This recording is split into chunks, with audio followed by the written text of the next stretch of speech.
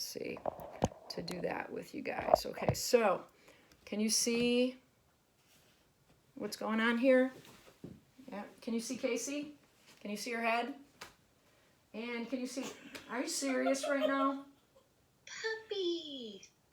He's Yeah. so nice. This was not in the script. Sorry, guys. Okay, so, all right, so, whatever. He's stuck there, okay? So can you guys see me okay? All right. So remember we talked about static contact, okay? Static contact being just the hands coming underneath the back of the occipital area and letting the person's head rest on your hands, okay? So some patients respond really well to that. In general, I always feel like if I can get the patient to rest their head in my hands and get my fingers to kind of, you know, become one with the tissue there, we get some melting of that ground substance, we get some relaxation, we get some parasympathetic response, we get dilatation of, you know, the capillaries and all that.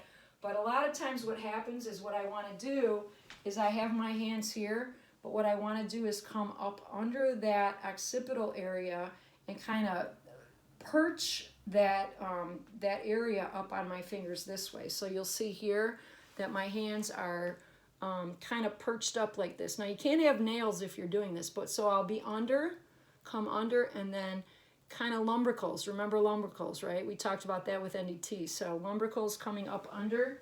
So what I'm going to do here is I'm going to come under her head here. All right, no, relax. And I'm going to come up under and do some static contact here.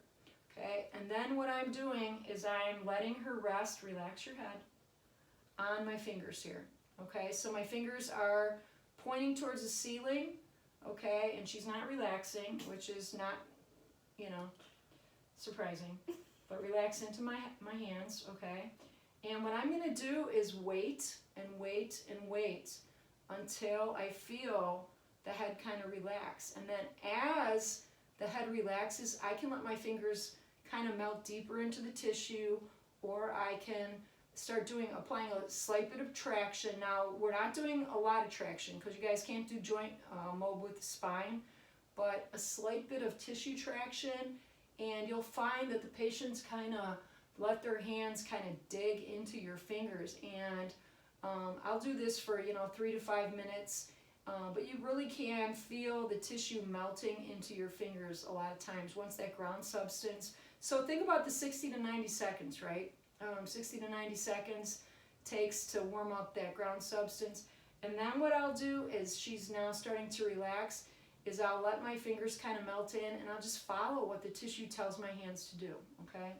So if it feels like it's, wants you to spread your fingers to the side or pull a little bit more up into the scalp or whatever, or into the occipital area, that's what you do. And then what I usually do is, as I'm coming out, I will spread my fingers to the side. So I come up this way, and then I kind of spread my fingers to the side and come out, okay? So I might do that for 3 to 5 minutes. And it is a very powerful technique, especially if you don't have a dog on your lap and you don't have, the lights on and you don't have a camera on you. So I will dim the lights with my patients. I will start with static contact and then gradually kind of come up into where I kind of post their occipital area on my fingers here, and I'll just wait, okay? Wait. Try to get them to do diaphragmatic breathing, trying to get them to relax, and then I can feel where the patient's actually, the heavy head ends on my fingers. So, you've got to have strong hands to do this, okay?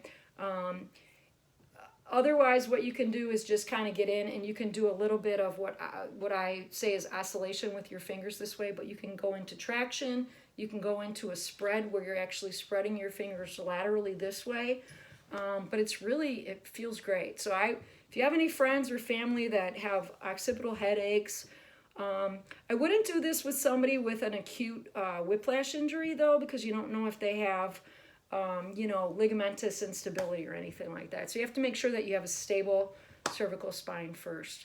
Okay? All right. So